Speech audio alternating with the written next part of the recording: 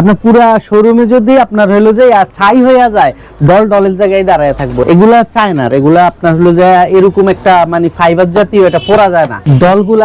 এই ডলগুলা আমরা মূলত আপনার হলো যে সব শোরুমে একরকম স্টাইল লাগে না, হ্যাঁ, মানে ব্যক্তিগত চয়েস থাকে যে আমার শোরুমে আমি এরকম করব না, আমি অন্যরকম করব। ওই ক্ষেত্রে আমরা আপনার হলো যে ডল উনি যেরকম ক্যাটাগরির বানাইতেছে, দেখেন এখানে এইটার পাও সোজা, এটার পাও কিন্তু বাঁকা। এই দুইটা ডল এক ভাইয়ের অর্ডার, একটা সোজা একটা বাঁকা। সেকেন্ড হ্যান্ড ডল পাওয়া যায়, নতুনও পাওয়া যায়। এগুলো আপনার মূলত 7,500 টাকা, 7,500 টাকা। ওই ক্ষেত্রে আপনার হলো যে এগুলো সেকেন্ড হ্যান্ড। আর যদি নতুন নেয়, নতুন নিলে আপনার হলো যে 10,000 আছে, 12,000 আছে, 16,000 আছে। এটা সেকেন্ড হ্যান্ড। এটা আপনার হলো যে এক ভাইয়ের শোরুমে আমি দিছিলাম, পরে ওই ভাই আবার আমারে দিয়ে দিছিল যে ভাই আমার এখন আর লাগতেছে না, আমার আপনার হলো যে ওই প্রোডাক্টটা শেষ।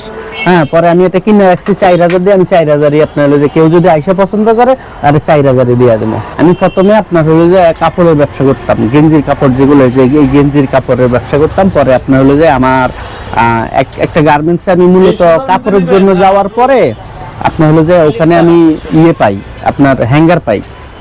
হ্যাঙ্গার পাওয়ার পরে ওখান থেকে আস্তে আস্তে আমি একটু ধারণা নিলাম যে যারা আপনার হলো যে বিদেশে মাল পাঠায়, তাগরে মাল বানাইয়া দিতাম।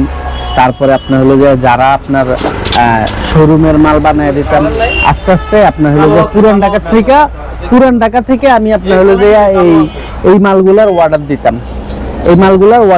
পুরান ঢাকা থেকে। তো মালের অর্ডার দেওয়ার পরে তারা আপনার হলো যে অর্ডার নেওয়ার পরে মাল দেওয়ার কথা যেই দিন, তার থেকে 15-20 দিন লেট করে মাল দেয়, ঠিক আছে।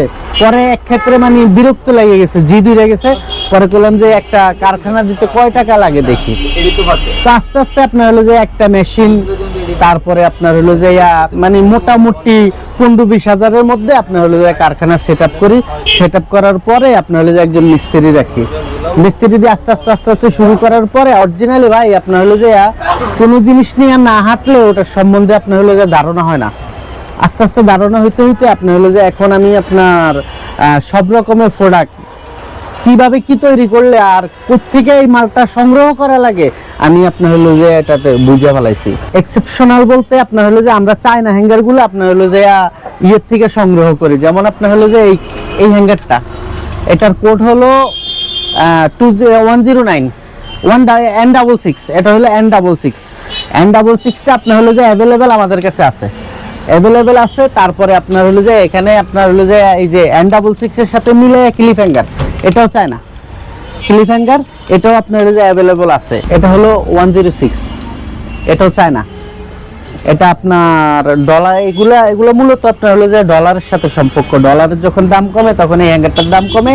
যেমন কিছুদিন আগে এটা ছিল 145 টাকা, এখন চলতেছে 160 টাকা, ঠিক আছে।